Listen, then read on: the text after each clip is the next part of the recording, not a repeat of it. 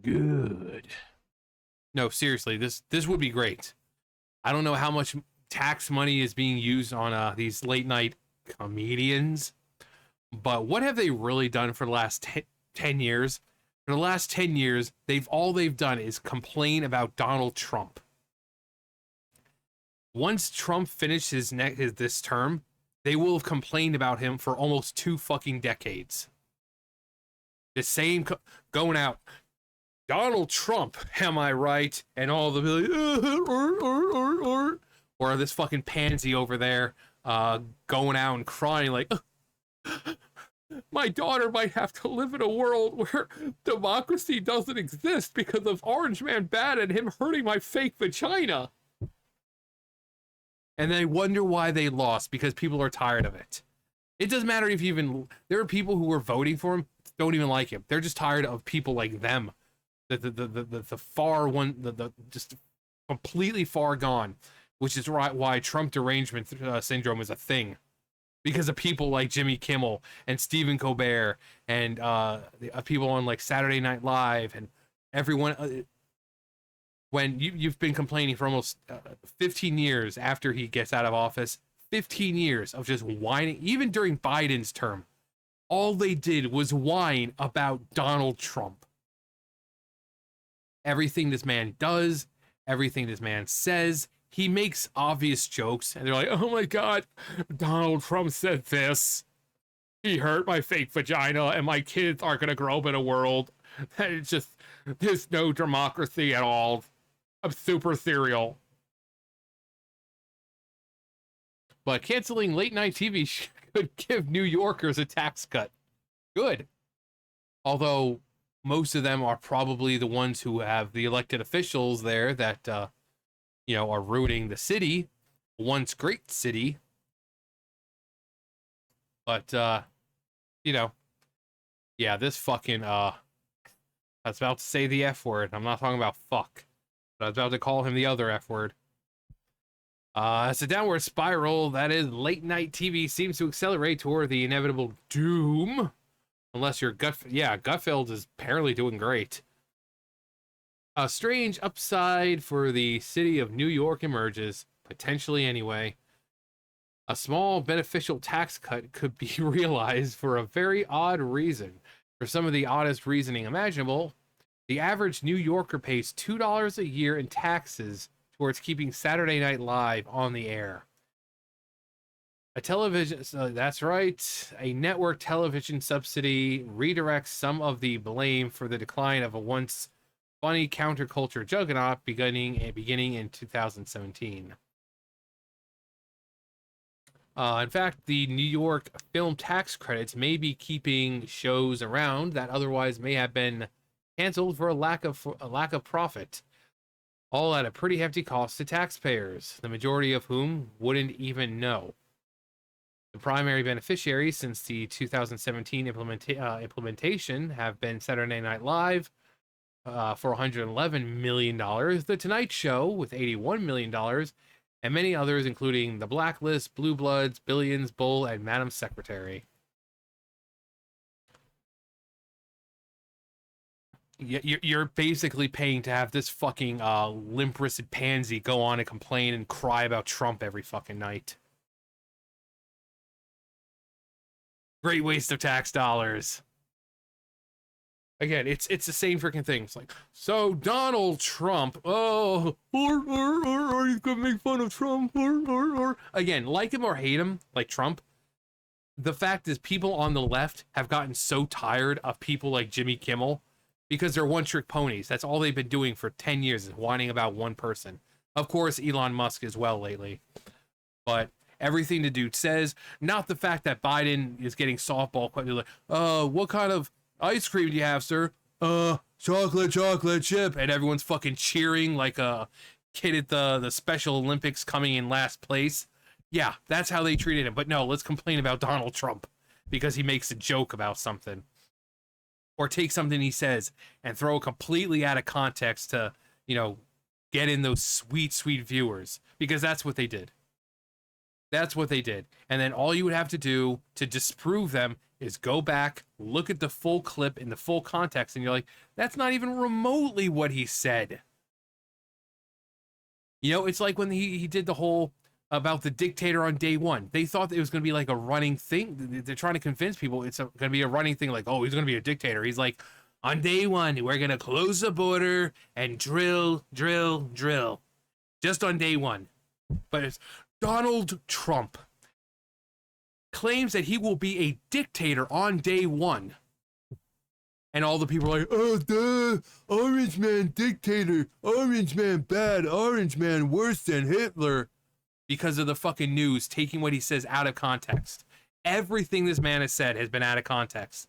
Talking about the murderers and rapists when he was talking about MS-13 members or any kind of gangs that are coming from the below the border, you know, south of the border. You know, everything. They don't want you to see him as human. They want you to see him as a monster, which unfortunately it's worked. But apparently not well enough, which is why the guy's been elected again, because people are tired of it. People are tired of these fucking assholes like Jimmy Kimmel and Stephen Colbert, like, oh, Donald Trump, oh, my life, it's been so worse since Trump. Tax credit programs come at a lot of controversy in most states when put under a cost-benefit lens.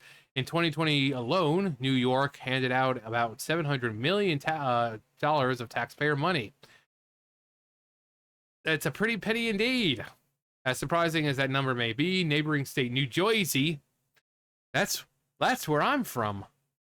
Of course, you would never know because I don't talk like my, you know, if someone's from Jersey, you can hear it in the voice, like the way they say things. I don't say water, I say water, you know, like a normal person. I think people that say roof or something like that, I say roof. Like a normal person. I think a wolf is a woof.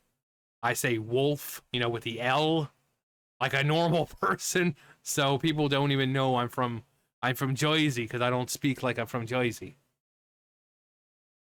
It's billed out $800 million per year, yet there is a nagging question: are the film credit programs a net gain? That would all depend on the bookkeeping method employed. A few studies done on the subject, at best, misleading.